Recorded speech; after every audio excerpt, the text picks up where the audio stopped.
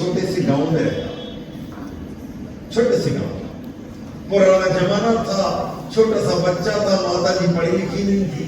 मुल्तान उस समय पाकिस्तान में था, पाकिस्तान बना ही नहीं था, पुरानी बात। और मुल्तान में महर्षि दयानंद का प्रवचन हुआ, हजारों लोगों की जिंदगी बदल गई। जमनादास अपनी माँ के पास गया, माँ मैं पढ़ने जा रहा हूँ। जैसे अपने बुरहानपुर के बच्चे भोपाल जाते हैं, पूना जाते हैं, बेंगलोर जाते हैं, बड़े शहरों में जाते हैं, अभी भी जाते हैं। उस जमाने में मुल्तान थोड़ा बड़ा शहर है। तो कहने लगे बेटा कहाँ? बोले माँ मुल्तान जाना पड़ेगा।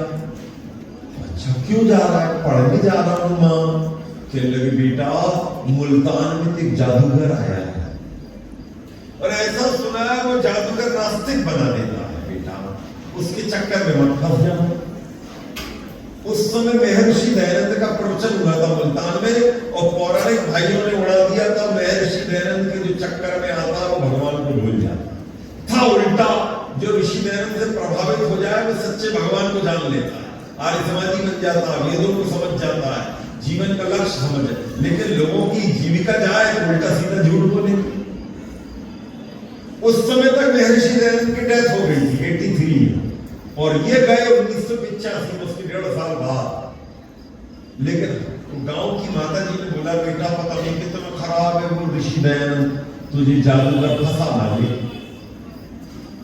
उनने प्रणाम किया, बोले नहीं माँ। वो गए तो मिशनरी स्कूल में उनका दाखिला हो गया, ईसाइयों के स्कूल में। ये तो आपका आर्य समाज का स्कूल है, ईसाइयों का भी स्कूल है। क्या नाम है? नेहरू मॉन्टेसरी है, क्या नाम है? और भी होंगे, सब शहरों में इनके हैं। मैं श्रीनगर में भी देख कर आया, वहां भी ईसाइयों का। ईसाइयों ने क्या किया है? एजुकेशन और हॉस्पिटल दो चीजें अपने हाथ में ले ली। तो आदमी मरता है तो सबसे पहले हॉस्पिटल जाता है और अज्ञानी होता है स्कूल जाता है। दोनों इनके कब्जे में, तो सब बड़े लोग इनके कब्जे में। पूरे देश के हर स्कूल, हर जगह इनके स्कूल मिलेंगे, हॉस्पिटल मिलेंगे। सर्वाइट स्कूल है तो सर्वाइट हॉस्पिटल है, फलाना सब जगह। सरकार इनकी रही तब से इन्होंने सिस्टम चालू किया। मेरी माताओं और भाइयों, मैं वो जो बच्चा था जमनादास स्कूल में पढ़ने गया तो वहां पर ईसाई लोग क्लास लेने आते थे। एक का नाम था विलियम खेमचंद, कन्वर्टेड ईसाई। अब वो जब लेने आते थे क्लास और पादरी बिल्फोर्ड नाम था, तो रोज क्लास लेंगे और वो बार बार ये बोलते थे तुम्हारा कन्हैया खराब है, तुम्हारे रामचंद्र जी खराब है। अब वो बच्चे बेचारे चुप बोले तुम्हारे कन्हैया ने तो लड़कियों के साथ नाच रचाया था, ऐसा कैसा भगवान है तुम्हारा? बच्चे चुप। वो बड़े परेशान, बच्चों को क्या मालूम सही क्या गलत है। तो वहां एक आर्य समाजी सज्जन गणपति राय नाम के, गणपत लाल राय नाम के आर्य समाजी सज्जन के टीचर थे। वो बड़ी पढ़ाई करते थे आर्य समाज की, उनको बड़ा नॉलेज था। बच्चों ने उनको बताया कि लगे सर वो जो क्रिश्चियन सर है वो तो बहुत उल्टा सीधा बोलते हैं कृष्ण जी के बारे में, राम जी के बारे में। कहने लगे ऐसा करना, अब की बार उल्टा सीधा बोले तो क्वेश्चन उनसे पूछ लेना, वो चुप हो जाए। तो कहने लगे पूछिए, बताइए गुरुजी। उनने बता दिया। अगले दिन क्लास लगी और पूरे बच्चे क्लास में बैठे तो उन्होंने उनसे कहा कि लगे sir I like to raise a question sir, एक प्रश्न उठाना चाहता हूं सर बताइए। कहने लगे हाँ बेटा पूछो।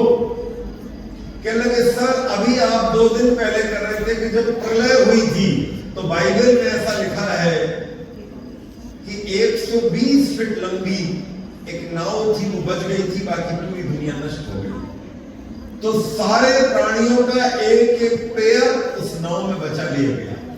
हाथी और हथिनी, शेर और शेरनी, बकरा और बकरी, गाय और बैल, चूहा और चूही, सब एक एक पैर बचा लिया।